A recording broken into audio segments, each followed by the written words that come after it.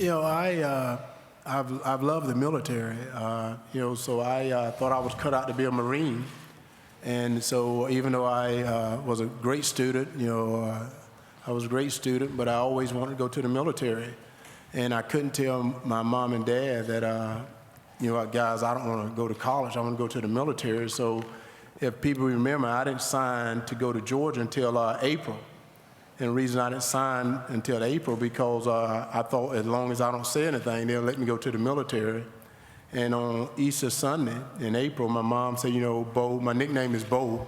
So Bo Jackson wanted to be me, but he's not. But anyway, my mom said, Bo, don't you think it's time for you to decide what you want to do? And before I can say anything, she said, but let me tell you this.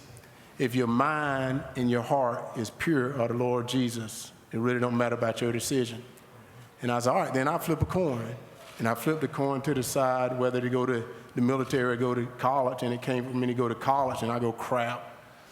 And then I was not going to the University of Georgia because I was upset that God wasn't going to let me do what I wanted to do, and I flipped the coin between Clemson University and Georgia.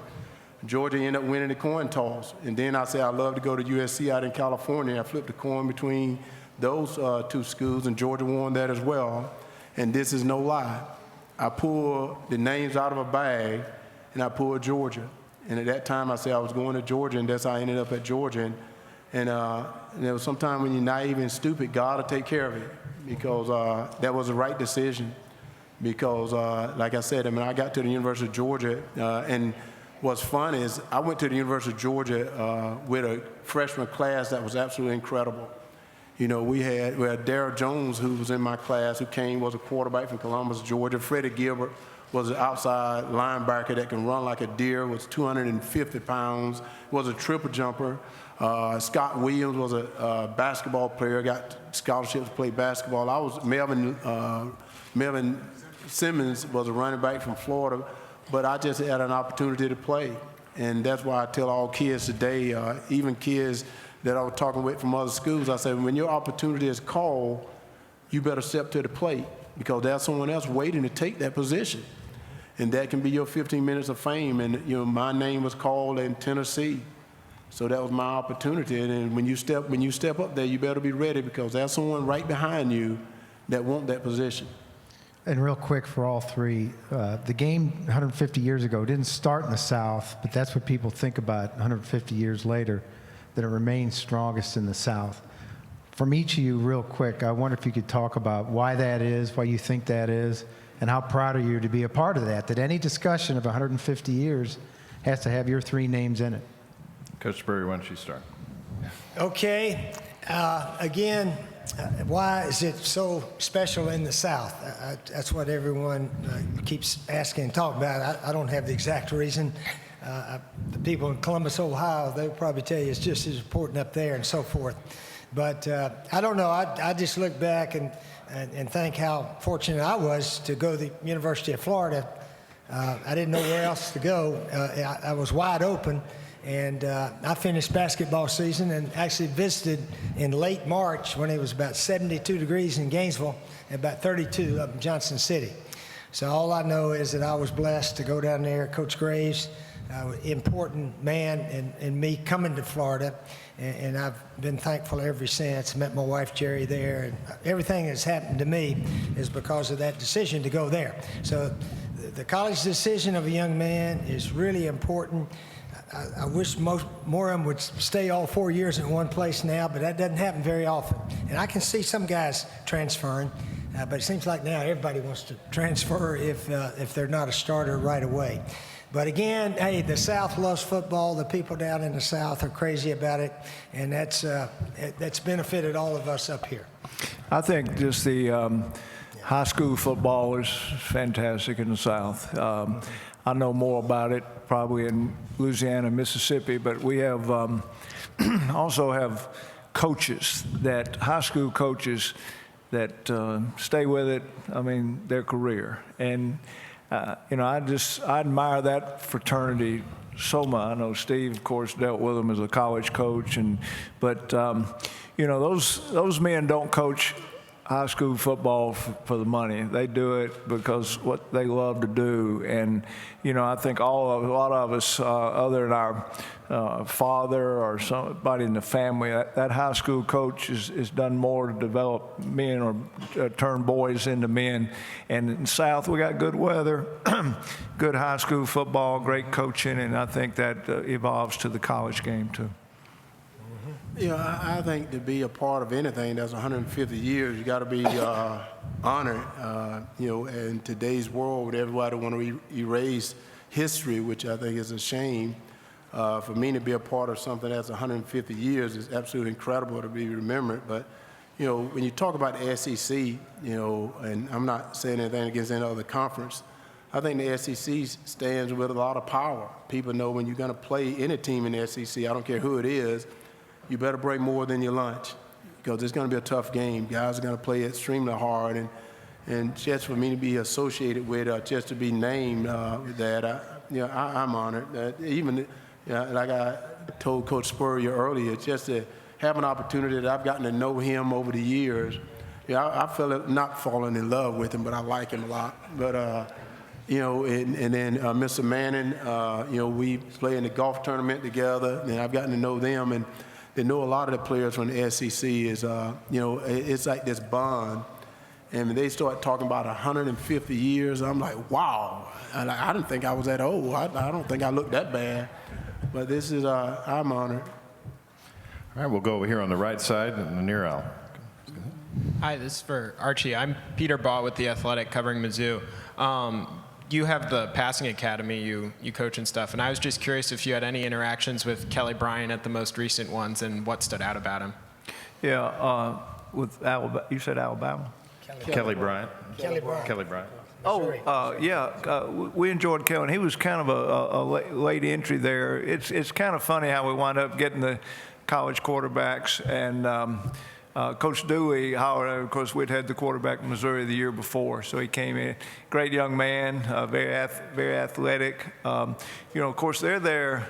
It's kind of twofold. They're there coaching our high school quarterbacks, but then Peyton and Eli kind of worked them out 2 or 3 times there, and he did well. We had, Coach Spurrier, these kids now can flat throw the football. I mean, it just the quarterback position has changed just so much because the high schools are throwing it more, so they get to throw it more. And I saw my first 7-on-7 tournament this summer, and what a great thing for these quarterbacks to be able to get in the summertime to go out and compete, but read defenses and work with their people. So they're just getting better and better. But he's fine looking, and nice young man too. Really is. We enjoyed having him. We've had a good run of Missouri quarterbacks. All right, we'll go all the way back to the back of the center section.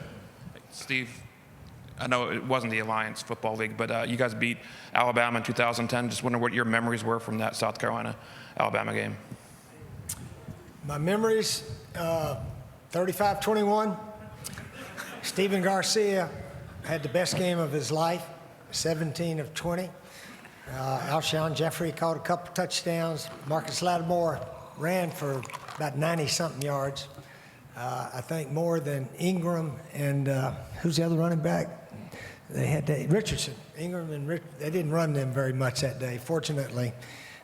But anyway, it was just one of those games. Our guys really, really played well, and Alabama didn't have their best stuff that day.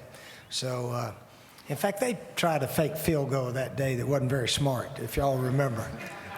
Some of these fake punts and field goals come back to haunt you, it seems like. All right, we'll go back over to the right in the very back. Please stand if you would.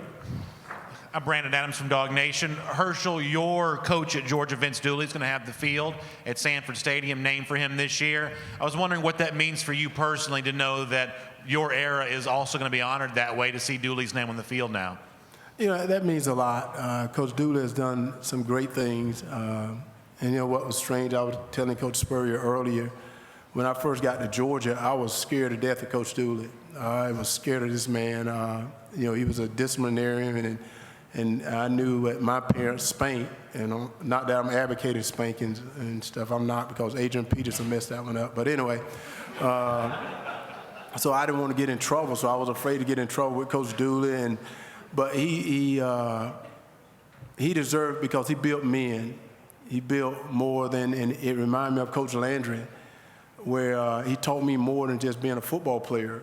And as I've gotten to know him more now, I see the type of guy that he really is, and he deserves something like that, because the game of football is great for so many great athletes like myself.